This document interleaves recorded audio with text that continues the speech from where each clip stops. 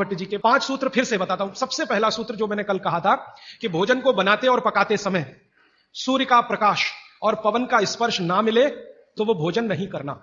दूसरा जो सूत्र था भागवत जी का कि खाना पकने के 48 मिनट के अंदर खाना।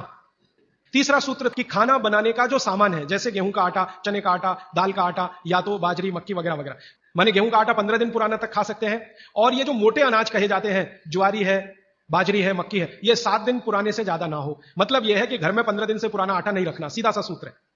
चौथा सूत्र है भागवत जी का कि आप अपने शरीर श्रम को 60 साल की उम्र तक कम मत करिए। मतलब यह है, उन्होंने एक उम्र बनाई है, बच्चा जब पैदा हुआ और 18 साल तक उनका एक कैटेगरी है, 18 साल से लेकर 60 साल उनकी दूसरी कैटेगरी है, और 60 साल के बाद 100-125 साल उनकी तीसरी कैटेगरी है। तो भागवत जी का सूत्र यह है कि 60 के आगे की जो कैटेगरी वाले लोग हैं, 60 से 100-125, इनके जीवन का श्रम कम होते जाना चाहिए उम्र के साथ। ये ज्यादा श्रम ना करें तभी अच्छा है, इनको आराम ही करना है। तो 60 से आगे की उम्र वाले श्रम को कम करते जाएं उम्र के हिसाब। 18 से 60 के बीच के जो लोग हैं, ये अपने श्रम को थोड़ा थोड़ा बढ़ाएं। और 1 साल वाले, माने जिनका जन्म हुआ है, और 18 साल वाले, इनके लिए उन्होंने कहा है कि इनकी उम्र जो है ज्यादा श्रम करने की वहां है जो इनको खेलने के रूप में है। आप वो माने कि श्रम है, जैसे बच्चा खेल रहा है, ये उसका श्रम है, तो आप उनको ज्यादा खेलने दीजिए। मतलब यह है कि 18 साल से कम उम्र के बच्चों को खेल कूद ज्यादा करने दीजिए, वो उनका श्रम है। 18 से 60 की उम्र में ऐसा श्रम जिससे उत्पादन भी होता हो। चक्की चलाई तो आटा बन गया, सिलबट्टा चलाया तो चटनी बन गई, माने उत्पादन कुछ ना कुछ हो। तो उत्पादक श्रम 18 से 60 के बीच में कम मत करिए, 60 के बाद इसको कम करते जाइए, और 18 से 1 साल के बीच के बच्चों को उत्पादक श्रम मत कराइए। और आखिरी सूत्र कि आप अपने जीवन में तासीर का ध्यान रखिए, आबो हवा का ध्यान रखिए, वातावरण का ध्यान रखिए जहां आप रह रहे हैं, माने भौगोलिक परिस्थिति। एक शब्द में मैं अगर कहूं तो ज्योग्राफिकल कंडीशंस।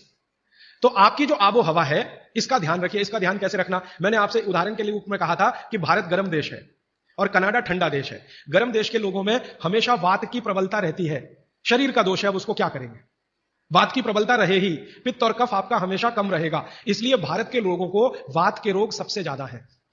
भागवत जी कहते हैं कि भारत के लोगों को लगभग 70 से 75% रोग वात के हैं, 12 से 13% लोग रोग पित्त के हैं, और 10% रोग कफ के हैं। कफ के रोग हमारे यहां सबसे कम है, पित्त के थोड़े ज्यादा, वात के सबसे ज्यादा, क्योंकि हम गर्म जगह रहते हैं। तो आप ध्यान रखिए कि गर्म जगह में ऐसे काम मत करिए जिससे वात बढ़े।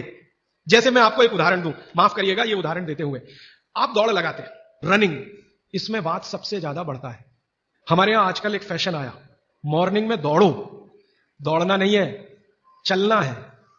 चलने और दौड़ने में अंतर आप समझते हैं। दौड़ने में ऊर्जा बहुत शरीर की, गर्मी बहुत शरीर की बढ़ेगी और वात को बढ़ाएगी। वात बढ़ेगा तो ये घुटने बहुत जल्दी आपके थकेंगे। तो भागवत जी बहुत गहरी बात कह रहे हैं, जहां रहते हो वहां की आबोहवा और तासीर को ध्यान में रखो। हमारी आबोहवा गर्म है, गर्म हवा में वात बढ़ता है, ये याद रखो। तो वात बढ़े ऐसा कोई काम मत करो।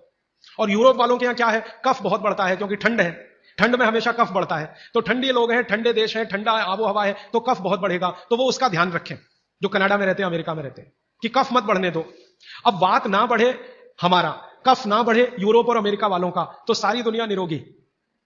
पित्त जो है वो सम में वैसे भी रहता है, पित्त जो है ज्यादातर सम में ही रहता है। तो ये 5वां सूत्र है।